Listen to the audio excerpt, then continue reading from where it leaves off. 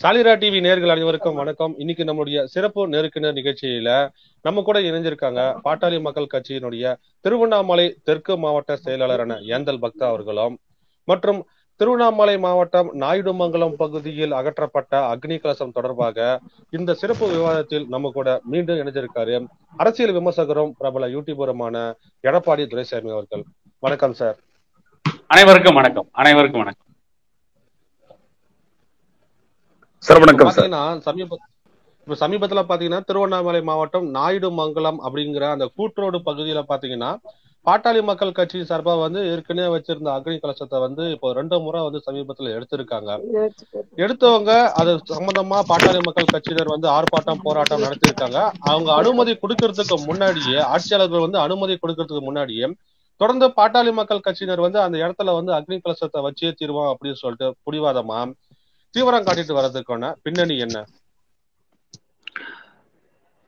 அந்த இடத்துல சாலை விரிவாக்கம் பண்ணிட்டு இந்த கலசத்தை அதே இடத்துல வைத்து கொடுக்குறேன்னு அந்த எம்எல்ஏவா இருக்கிற சரவணன் அந்த உறுதிமொழியில தான் அந்த கலசத்தை எடுக்கிறாங்க.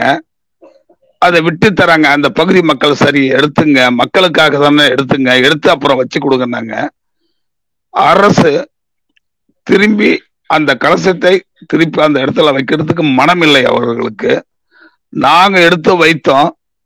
எடுத்து வைத்த பிறகு ஆர்டிஓ தாசில்தார் அத முழுசா அவங்க ஏத்து அவங்களே இடம் ஒதுக்கி கொடுத்துட்டு போறாங்க.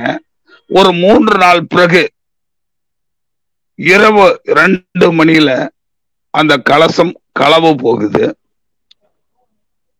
அந்த கலசம் களவு போகுது. அப்புறம் விடாத கேக்குறோம், நாங்க தான் எடுத்தோம், இது மத்தவங்களுக்கு இடைஞ்சலா இருக்குது அப்படின்னு ரெவன்யூ டிபார்ட்மெண்ட் சொல்றாங்க. பலமுறை மாவட்ட ஆட்சியாளரையும் மாவட்ட கண்காணிப்பாளர் பலமுறை தொடர்பு கொண்டு பேசி எந்த பலனும் இல்லை. அந்த பகுதி மக்கள் ஒரே ஏக்கம், அந்த கலசம் வராதா, அந்த கலசம் அந்த இடத்தில் வராதா, அந்த ஏக்கம். அந்த ஏக்கத்துக்கு நாங்களும் முற்றுப்புள்ளி வைக்க வேண்டும் என்று தலைமையிடம் சொன்னோம். தலைமையும் புதுசா பண்ண தேவையில்ல, 1985 விரிவாக்க பணிக்கு எடுத்த சலுகை நீங்க வைக்கும். தலைமையும் அறிவுறுத்தலின் பேரில் அந்த கலசத்தை வைத்தோம். அது ஆட்சியாளர்களுக்கு எந்த விதமான ஆட்சேபனையும் இல்லை. மாவட்ட ஆட்சியாளருக்கு அது யாரோ ஒரு தூண்டுதலின் பேரில் அந்த கலசத்தை அந்த இடத்திலிருந்து அகற்றி அங்க இருக்கிற வன்னியர்கள் மத்தியில் மனவேதனையை ஏற்படுத்தி உள்ளார்கள். ஐவேசிலன்னு சொல்றாங்க. ஐவேசிய பட்டா கொடுத்து திருவண்ணாமலையில அண்ணா நுழைவாயிலில் ஐவேசியை பட்டா கொடுத்து அந்த இடத்தில் கலைஞர் சிலையை வைக்கலாம். ஒரு பெரிய சமுதாயம் தொடர்ச்சியாக அந்த ஓரம் ஒதுக்கப்புறமாக மக்களுக்கு எந்த விதத்திலும் பாதிப்பில்லாத அந்த அக்னி கலசத்தை வைக்க ஏன் இந்த மாவட்ட நிர்வாகம் எங்களை மறுக்கிறது? அதற்கு தக்க பதிலடியும் தக்க அறிவுரையின் பேரில், ஐயாவும் சின்னையாவும் அறிவுரையின் பேரில் அந்த இடத்தில் அந்த வன்னியர் கலசத்தை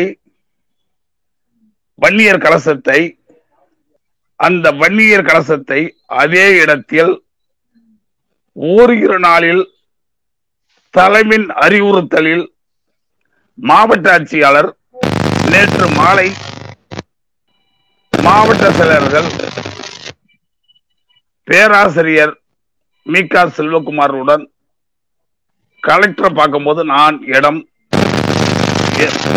ஆய்வு பண்ணி இடத்தை ஒதுக்குகிறேன் கலெக்டர் சொல்லி அமைச்சிருக்காங்க. இன்னைக்கு அதே மாதிரி கலெக்டர் அமைச்சாங்க. இன்னைக்கு அந்த ரெவன்யூ டிபார்ட்மெண்ட், ஐவேசி டிபார்ட்மெண்ட், போலீஸ் துறை போய் பார்த்திருக்காங்க. நாளைக்கு நல்ல தகவல் வரும் நாளை நல்ல தகவல் வரும் அந்த எதிர்பார்ப்போடு இருக்கிறோம். இந்த மாவட்ட நிர்வாகம் அப்படி தரவில்லை என்றால் ஐயா அவருடைய அறிக்கை, அதாவது புதுசா நாங்க வைக்கல, பழசுதான், அந்த வண்டிகளை புண்படுத்தும்படி இந்த மாவட்ட அமைச்சர் தொடர்ந்து செயல்படுமேயானால் அந்த இடத்தில் வருகின்ற ஒரு நாளில் ஒரு பெரிய மக்கள் திரள் கூட்டி ஒரு 10,000 பேர் கலந்து கொள்ளும் ஐயா சொல்படி அந்த இடம் அமைப்போம். அந்த இடத்தில் revenue department RDO, tahsildar, RI அந்த இடத்தை காமிக்கிறாங்க. அந்த இடத்துல நீங்க வச்சுங்க, யாருக்கும் தொல்லன்றாங்க. அது ஏன் அவங்க மாத்தினாங்க? அமைச்சர்களுடைய தூண்டுதலின் பேரில் சொல்றாங்க. அமைச்சர் தான் எங்களுக்கு இது மாதிரி பண்ண சொல்றான்னு சொல்றாங்க. இந்த வன்னியர் மக்கள் அந்த அமைச்சருக்கு என்ன செய்தாங்க? அந்த அமைச்சர் இந்த சாதி பேர்ல ஏன் அந்த வெறி? அந்த வெறி ஏன்?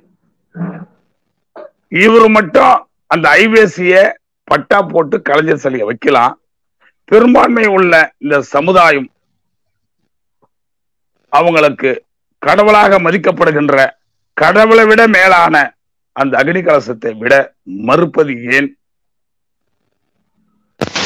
வருகின்ற ஒரு நாளில் ஒரு நல்ல ஒரு முடிவெடுத்து அந்த இடத்தில் இந்த மாவட்ட நிர்வாகம் வன்னியர் கலசத்தை வைத்து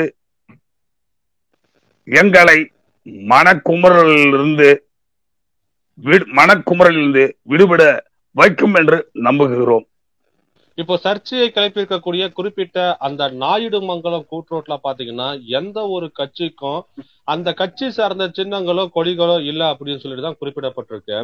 ஆனா இருந்தாலும் அந்த இடத்துல வந்து பாத்தீங்கன்னா பாட்டாளி மக்கள் கட்சி தொடர்ந்து தங்களுடைய அடையாளத்தை பதிச்சே தீர்வோம் அப்படின்னு சொல்றதும், இரவோடு இரவா யாருக்கும் தெரியாம அனுமதி வாங்காம அந்த அக்னி கலசத்தை வைக்க முயல்வதும் ஒரு அதாவது அந்த நாயுடுமங்கலம் கூட்ரோட்ல வன்னியர் அக்னி கலசம் கண்டிப்பா இருக்கணும்னு வன்னியர் சமூகத்தை விட மற்ற சமூகங்கள்லாம் விரும்புறாங்க.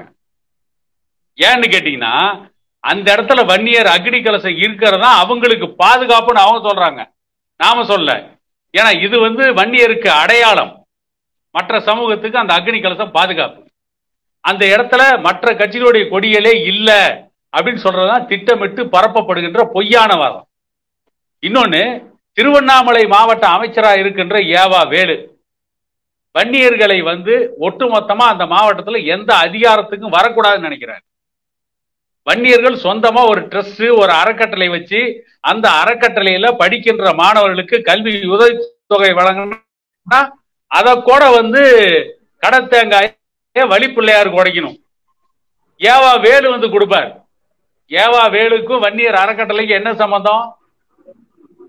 அத வந்து அந்த அந்த அறக்கட்டளையில் இருக்கிற வன்னியர்களே வந்து அதை ஏத்துக்கல. வன்னியர் அறக்கட்டளையில வன்னிய மாணவர்களுக்கு கொடுக்கிற கல்வி உதவித்தொகையை கொடுப்பதற்கு ஏவா வேலுக்கு உரிமை இல்லைன்னு எல்லாம் மறுத்துட்டாங்க. வன்னியர் அறக்கட்டளையில வன்னிய மாணவர்களுக்கு கொடுக்கிற கல்வி உதவித்தொகையை அந்த அறக்கட்டளையில் இருக்க யாரோ ஒரு வன்னியர் கொடுக்கட்டும், எந்த கட்சியை சார்ந்த வன்னியர் கொடுத்தாலும் பிரச்சனை இல்லை. ஏவா வேலுக்கு என்ன சம்பந்தம்? அவ்வளவு அக்கறை இருந்தா அரசாங்கத்திலிருந்து உதவி வாங்கி அந்த மாணவர்களுக்கு கொடுங்க, நீங்க கூட கொடுத்துட்டு போங்க. இரண்டாவது, திருவண்ணாமலை மாவட்டத்தை பொறுத்த வரைக்கும், திருவண்ணாமலை பிரமதேசத்தை பொறுத்த வரைக்கும், திருவண்ணாமலை உண்ணாமலையார் கோயில்லாம் வந்து வன்னியர் சமூகத்தினுடைய மிகப்பெரிய அடையாளம். இன்னும் சொல்ல போனா வந்து விஜயநகர பேரரசு, சோழ பேரரசை கூட கைப்பற்றிட்டாங்க. கடைசி வரைக்கும் சம்புவராயர்கள் தான் போர்லயே வெல்ல முடியல. அந்த சம்புவராயர்கள் ஆண்ட வரலாற்று பெருமை மிக்க பகுதி திருவண்ணாமலை. வன்னியர்கள் தன்னுடைய ஆதிக்கத்தை நிலைநாட்டிய இடம்.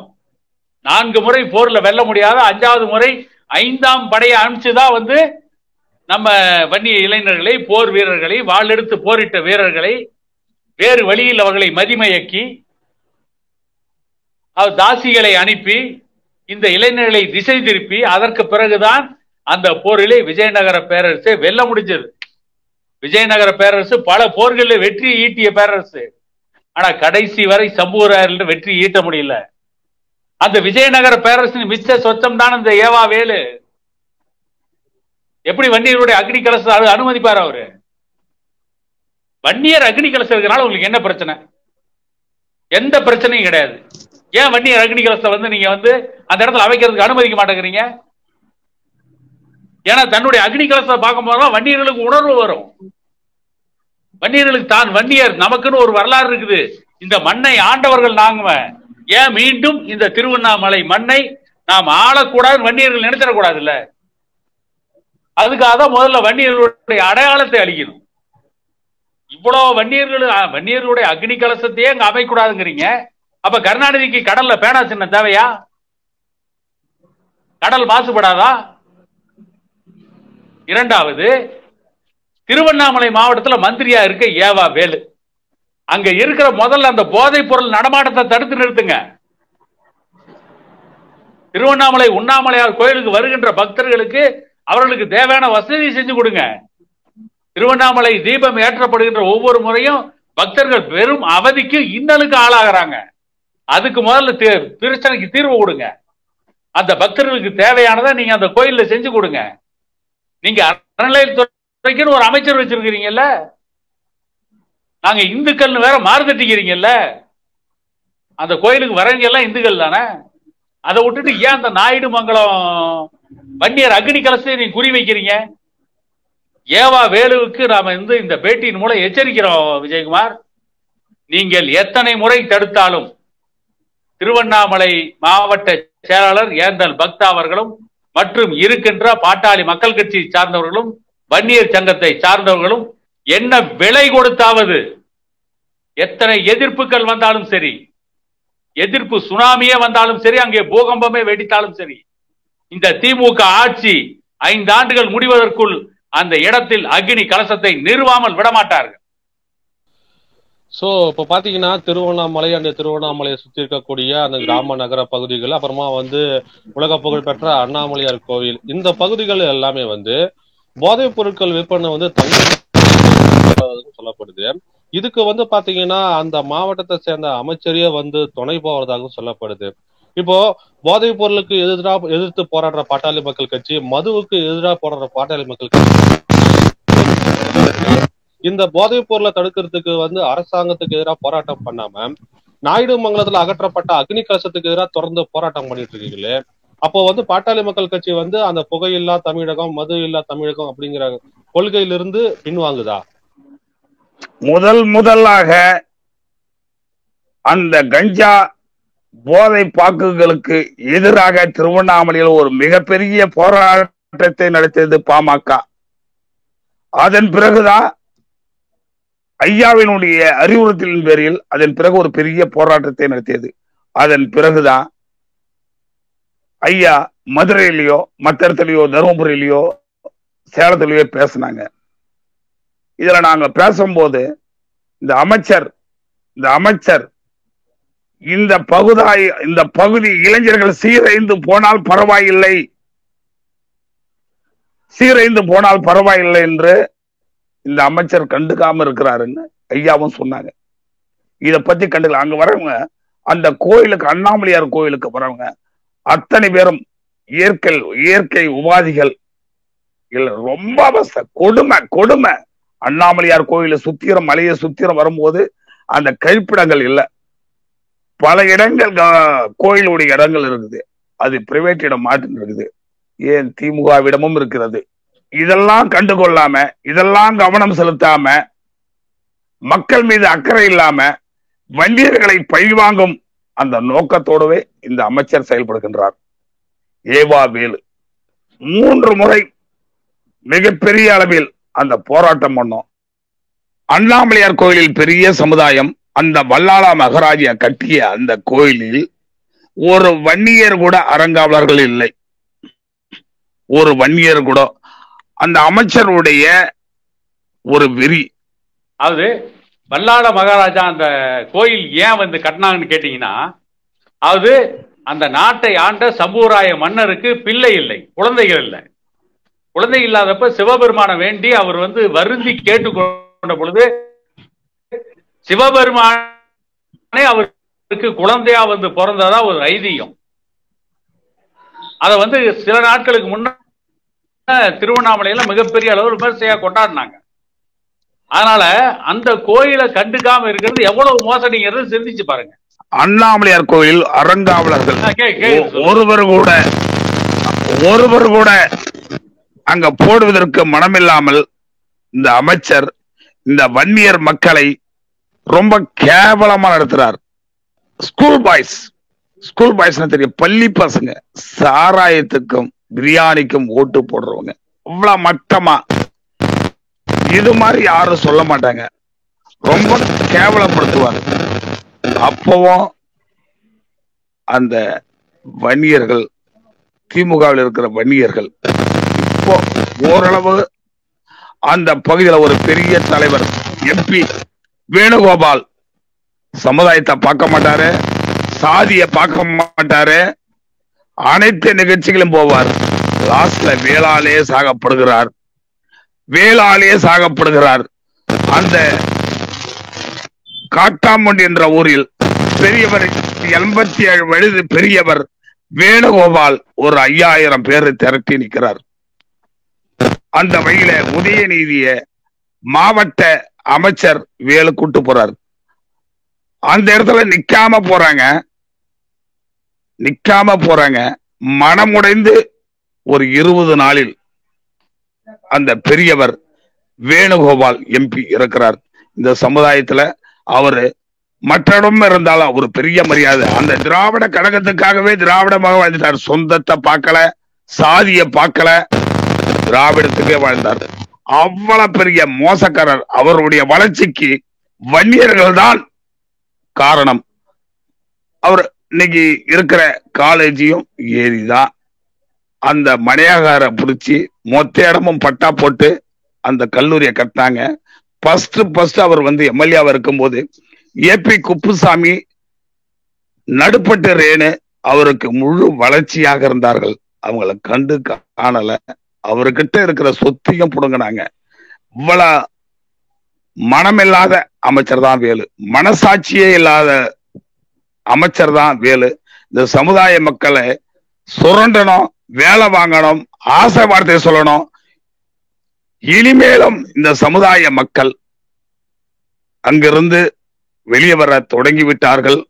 இனிமேல் வேலுனுடைய எண்ணங்கள் பிரதிபலிக்காது, கீழே விழும், அடிபடும், நிமிர்ந்து நிற்பாங்க வன்னியர்கள். ஒரு பெரிய தலைவர், இமாலயா தலைவர். அந்த விஷயத்துல அவர் மனம் உடைஞ்சு போனார் வேணுகோபால். அவருடைய பாவம் விடாது. அவர் வந்து திமுக வன்னியர் தான், ஆனா திமுகவே வாழ்ந்தார். அவரை 87 வயது உள்ளவரை அசிங்கப்படுத்தி கேவலப்படுத்தி ரொம்ப சங்கடத்தை ஏற்படுத்தினாங்க. இதுக்கு இந்த பகுதியில் உள்ள திமுக வன்னியர்கள் அத்தனை பேரும் வெளிவர தயாராகி விட்டார்கள்.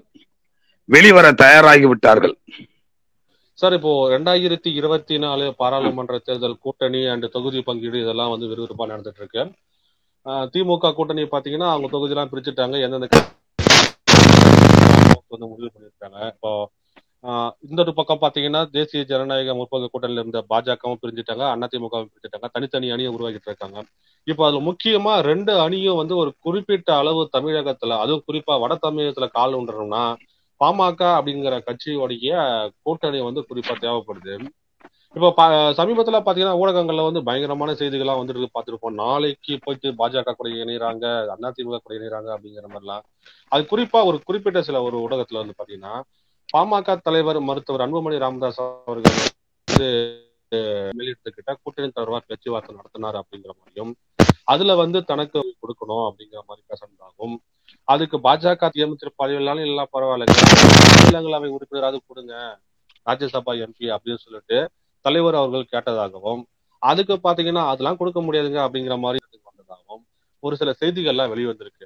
அதை நீங்க பார்த்திருப்பேன்னு நினைக்கிறேன். அதை பத்தி என்ன சார்? அது தமிழ்நாட்டில் இருக்கிற ஊடகங்கள், பெரும்பாலான ஊடகங்கள், தி ஹிந்து, இந்தியன் எக்ஸ்பிரஸ், தினமணி, தினமலர், காலைக்கதிர், இந்த ஊடகங்கள்லாம் வந்து ஒரு தமிழ்நாட்டில் மிகப்பெரிய பிரபலமான ஊடகங்கள். இவங்க என்ன பண்ணுவான்னு கேட்டீங்கன்னா, இவங்க வந்து சமூக நீதி பேசக்கூடிய எந்த கட்சியும் தமிழ்நாட்டில் வளர்ந்துடக்கூடாது அப்படிங்கிறதுல உறுதியா இருப்பாங்க. இவங்க கடந்த காலத்துல இருந்து என்ன இந்த ஊடகங்கள்லாம் பண்ணிட்டு இருக்காங்கன்னு கேட்டீங்கன்னா, இன்னைக்கு தேர்தலில் யாரோட கூட்டணி வைக்கிறாங்கன்னு அவங்க அவங்களுடைய அனுமானத்தை சொல்லிட்டு இருக்காங்க. ஆனா யாரோட கூட்டணி வைக்கிறாங்க, யார் கூட பேசினாங்க, எப்ப பேசினாங்க அப்படி எந்த தகவலும் எந்த ஊடகமும் இது வரைக்கும் கொடுக்கல. பாட்டாளி மக்கள் கட்சி ஆரம்ப காலத்துல என்ன சொன்னாங்க? பாட்டாளி மக்கள் கட்சியினுடைய நிறுவனர் டாக்டர் ஐயா வந்து விஸ்வாமித்திர முனிவர் கூட மேனகையை பார்த்து தன்னுடைய தவத்தை கழிச்சிட்டு போயிட்டார். அவருடைய மோகத்தவம் ஆயிடுச்சு. ஆனா டாக்டர் ஐயாவை பொறுத்த வரைக்கும் சட்டமன்ற பதவிகளுக்கோ நாடாளுமன்ற நாற்காலிகளுக்கோ ஆசைப்பட மாட்டேன்னு அவர் சொன்னதுல இன்னைக்கு வரைக்கும் உறுதியா இருக்காரு. அவர் இந்த பூமியில வாழும் வரை உறுதியா இருப்பார். அவர் அந்த விஷயத்துல வந்து ஒரு மோனத்தவம் இருக்கின்ற முனிவரை மிஞ்சியவர்.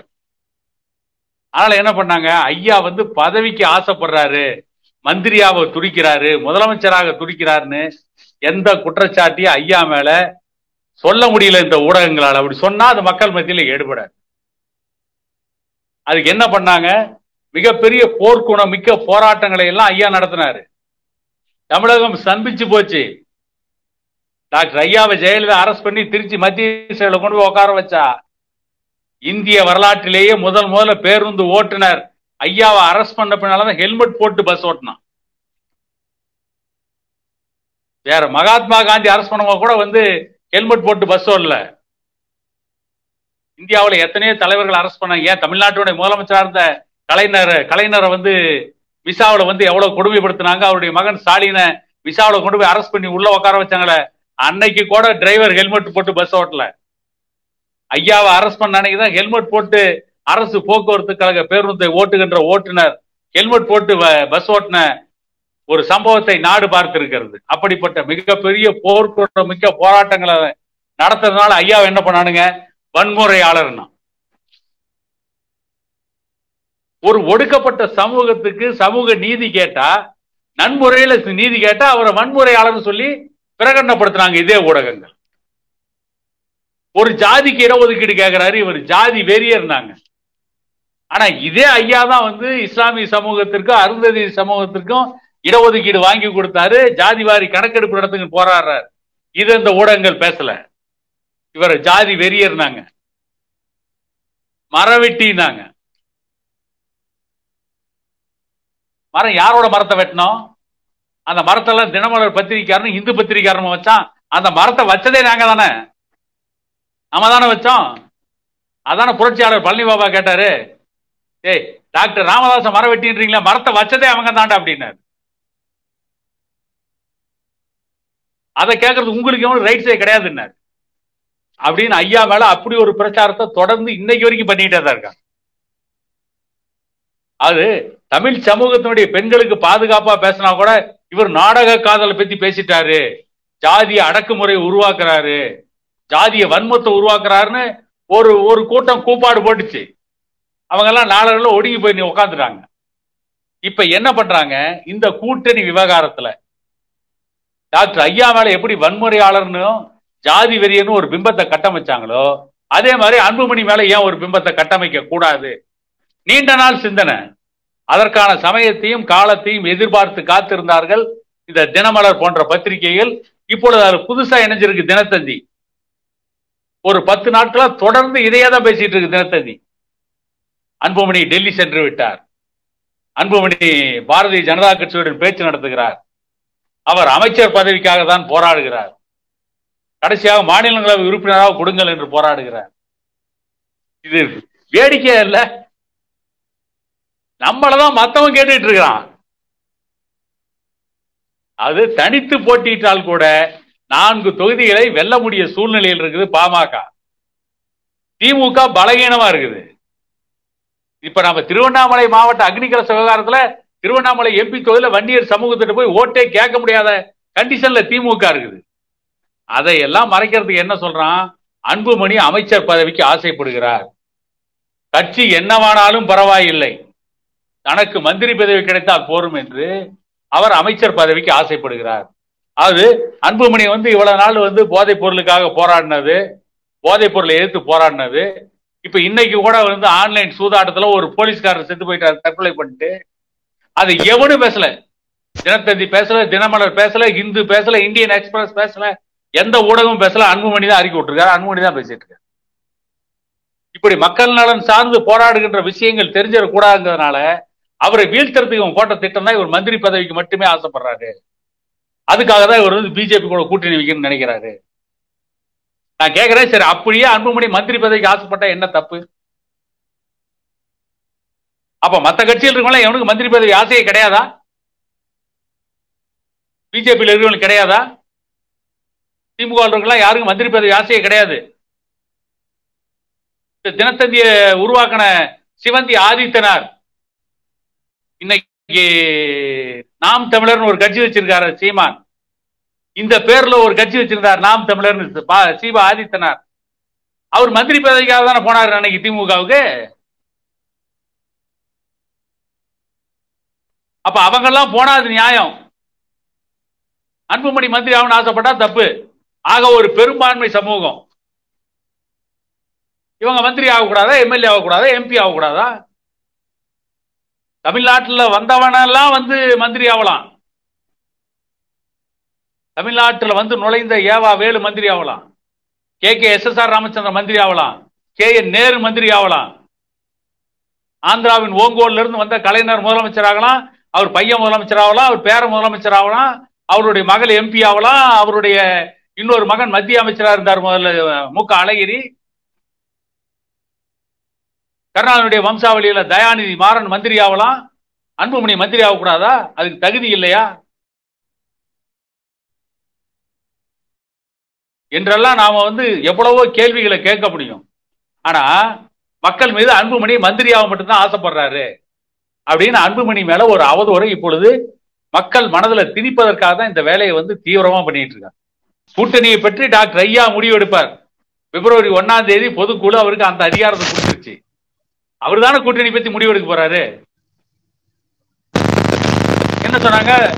அவரு ஐயா பெரியவர் ஐயா டாக்டர் ராமதாஸ் டெல்லிக்கு போக போகிறார், கூட்டணி பற்றி பேச போகிறார். அவர் டெல்லியும் போகல, எங்கேயும் போகல. அவருடைய கொள்ளு பெயர்ச்சியுடைய பிறந்தநாள் விழாவில் கலந்துக்கிட்டு திரும்பவும் தைலாபுரம் வந்துட்டார். எவ்வளவு பித்தலாட்டம்! ஏன்னா இந்த பத்திரிகை எழுதுனா எவனையும் அவங்களை திருப்பி கேள்வி கேட்க மாட்டாங்கிற ஒரு நம்பிக்கை. பத்திரிகையாளர்னா பெரிய வந்து ஏதோ அவங்க எல்லாம் வந்து வானத்துல இருந்து குதிச்சிட்ட மாதிரியும் அவங்க மட்டும்தான் நியாயத்தை காக்க வந்த மாதிரி பேசிட்டு இருக்காங்க. அவங்க எல்லாம் ஹரிச்சந்திரன் பரபரன்னு நடிச்சிட்டு இருக்காங்க. ஹரிச்சந்திரன் மேலேயே விமர்சனம் உண்டு, அவர் மேலே ஹரிச்சந்திரன் மேலே குற்றச்சாட்டு இருக்கு. இவங்க எல்லாம் யாரு? இந்த ஊடகங்கள்லாம் தொடர்ந்து பொய் பிரச்சாரத்தை கட்டவிழ்த்து விடுறாங்க தானே. அதுதானே இப்போ அவங்களுடைய முதன்மை நோக்கமாவே இருந்துட்டு இருக்கு தமிழகத்தை பொறுத்த வரைக்கும். அதான் அவங்களுடைய நோக்கம். தமிழ்நாட்டுல எவன் வேணாலும் வரலாம், எவன் வேணாலும் கொள்ளையடிக்கலாம், எவன் வேணாலும் யாரை வேணாலும் ஏமாத்தலாம், எந்த அநியாயத்தை வேணாலும் யார் வேணாலும் பண்ணிக்கலாம். அமீர் 2000 கோடி போதைப் பொருள் வழக்கில் கைதாயிருக்கான். தமிழ்நாடு போதை மாநிலமா மாறிட்டு இருக்குது. எத்தனை ஊடகங்கள் அதை எழுதுறான், எத்தனை ஊடகங்கள் அதை பத்தி விழிப்புணர்வு ஏற்படுத்துறான். இந்த ஊடகங்கள் அதுக்காக ஒரு மிகப்பெரிய பிரச்சாரத்தை பண்ணியிருந்தாங்கன்னா அன்புமணி பேச வேண்டிய அவசியமே இல்லையே, நாம உட்காந்து பேச வேண்டிய அவசியம் இல்லையே. இதை செய்ய வேண்டியது யாரு? இந்த ஜனநாயக மாளிகையின் 4th எஸ்டேட் 4வது தூண்கிறாங்களே, இவங்க எல்லாம் அதை பண்ணணும். ஆனா அதை பண்றவரை நீங்க வந்து மந்திரி பதவிக்கு மட்டுமே ஆசைப்படுறான்னு மக்கள் மத்தியில ஒரு புரோபகண்டா பண்றீங்கல்ல, இது பெரிய அயோக்கியத்தனமா தெரியல இந்த ஊடகங்களுக்கெல்லாம். கண்டிப்பா ஒரு அரசியல் கட்சியில இருக்கிறவங்க, திமுகவில் இருக்கிறவன், விசிகாவில் இருக்கிறவன், பொறுப்புல இருக்கிறவன், மக்கள் மத்தியில போதைப் பொருளுக்கு எதிராக பேச வேண்டியவன், அவனே போதைப் பொருளை கடத்துறான், அந்த போதைப் பொருள் கடத்தல சம்பந்தப்படுறான். இன்னைக்கு தமிழ்நாட்டில் எல்லா மாநிலங்களிலும் போதைப் பொருள் ரொம்ப மோசமா இருக்கு. திருவண்ணாமலையில தலைவிரிச்சாடுது. கோவை கொங்கு மண்டலம் தொழில் நகரம் சொன்னோம். வேலை கிடைக்காதவெல்லாம் அந்த கொங்கு மண்டலத்துல கோவை திருப்பூர் மாவட்டத்துக்கு வேலை தேடி போகின்ற ஒரு நகரம். அந்த நகரத்துல போதைப் பொருள் தலைவிரிச்சாடுது. எத்தனை ஊடகங்கள் இதை எழுதுறான். ஆனா அன்புமணி வந்து அமைச்சர் பதவிக்கு ஆசைப்படுறாரு அப்படின்னா தினந்தோறும் ஒரு கட்டுரை எழுதுவான். இன்னைக்கு வேறொரு வடிவில் சொல்லுவான், நாளைக்கு இன்னொரு வடிவத்துல சொல்லுவான். ஆக இந்த ஊடகங்கள்லாம் தோல்விக்க வேண்டிய பெரும் பொறுப்பும் கடமையும் நமக்கு இருக்கு விஜயகுமார். நாம தொடர்ந்து இன்னும் நிறைய பேச வேண்டியது, இன்னும் பலரை பேச வைக்க வேண்டியது. ஓகே சார், இது வரைக்கும் நம்மளுடைய நிகழ்ச்சியில இணைஞ்சு நம்மளுடைய கேள்விகள் அனைத்துக்கும் பொறுமையாகவும் விளக்கமாகவும் பதிலளித்ததுக்கு மிக்க நன்றி. மீண்டும் உங்களை வேற ஒரு நிகழ்ச்சியில் சந்திப்போம். நன்றி சார். அனைவருக்கும் வணக்கம்.